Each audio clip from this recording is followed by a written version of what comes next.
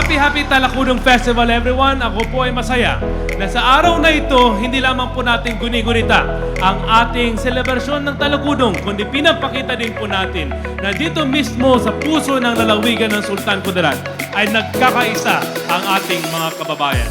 Nagkakaisa ang Muslim, Kristiyano at Lumad. Nagkakaisa ang iba't ibang tribo at ang iba't ibang paniniwala. Nagkakaisa po tayong lahat upang ipaglaban ang iba't ibang galing, ang talento at ang husay ng batang Sultan Kudarateño upang ipakita at pamalas sa lahat na hindi basta-basta ang taga Sultan Kudarat Province.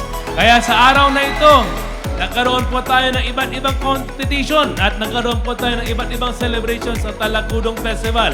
Ang masabi lang po ng Provincial Government of Sultan Kudarat, kung patuloy po na ipapakita natin ang ating importansya at ang ating paghahalaga sa iba't ibang talento at iba't ibang kulay ng ating mga kababayan, malayo ang ating mararating. Lalong-lalo na po dito sa ating lalawigan, hindi lamang po tayo gumagawa at tumatayo ng isang probinsya, kundi tayo po ay tumatayo bilang isang nasyong matatag at nagkakaisa.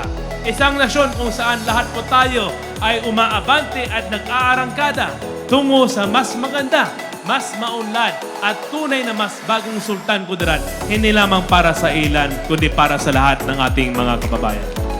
In celebrating the Talakudong Festival, we put into memory the sacrifices we all have done for the sake of Sultan Kudarat.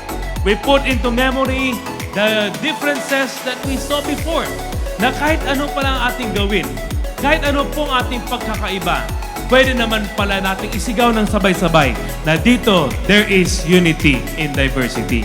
Pinapakita po natin that the differences we have, hindi po yan ang ating weakness o ang kahinaan, kundi yan po ang ating lakas at yan po ang ating inspirasyon.